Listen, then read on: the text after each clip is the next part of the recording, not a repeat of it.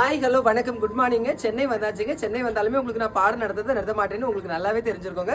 யூடியூப்ல ஒரு அக்கா வந்து இந்த கொஸ்டின் கேட்டிருந்தாங்க. 2/3 - 4/6 இதனோட ஆன்சர் கேட்டிருந்தாங்க. சரியா? எப்படின்னு பாத்தீங்கன்னா இதுல இருந்து இதை இப்ப கழிக்கணும். சரியா? இது வந்து பின்னத்துல இருக்கு. சரியா? பின்னத்துல இருக்கும்போது பாத்தீங்கன்னா டினாமினேட்டர், அதாவது கீழே இருக்கக்கூடிய ரெண்டு நம்பரும் சேமா இருந்தா மட்டும்தான் என்ன செய்ய முடியும், கழிக்க முடியும். ஆனா இங்க என்னது இல்ல, சேமா இல்ல. அப்ப நம்ம என்ன பண்ணணும், எல்சிஎம் எடுக்கணும். ஓகேவா? இந்த வீடியோல நீங்க எல்சிஎம் சேர்த்து பாத்துருங்க. 3, 6 எல்சிஎம் எந்த வாய்ப்பாடுக்கு போவோம்? 3 வாய்ப்பாடுக்கு போமா? 1 3 3 2 3 6. அடுத்தது 2 வாய்ப்பாடுக்கு போமா? 1. இப்படி கீழே 1 வரது வரைக்கும் நம்ம பண்ணிட்டே இருக்கணும். சரியா? இப்போ இனிமே பண்ண வேண்டாம். இங்க என்ன இருக்கு? 3 2. இந்த 2 பேருக்குன்னா என்ன வரும்? 6. அதுதான் எல்சிஎம்.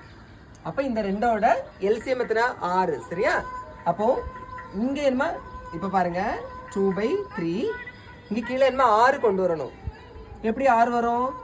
2ஆல பெருக்குனா 6 வரும். அப்ப அந்த 2 கொண்டு மேலையும் பெருக்கணும், கீழேயும் பெருக்கணும். -4/6. ஏன்னா இங்க 6 தான் இருக்கு, நம்ம அதை பெருக்கணும்னு தேவையில்லை. சரியா?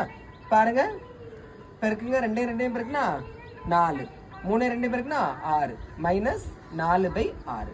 இப்ப பாருங்க, டினாமினேட்டர் ரெண்டுமே சேம் ஆயிடுச்சு. அப்ப ஈஸியான செஞ்சிடலாம், கழிச்சிடலாம். எப்படின்னு பாத்தீங்கன்னா 4 - 4 / டினாமினேட்டர் சேம் தானே. அப்போ ஒரு தடவை பொதுவா எடுத்தா போதும், 6. என்ன 4ல இருந்து 4 கழிச்சா என்ன வரும்? 0. 0/6.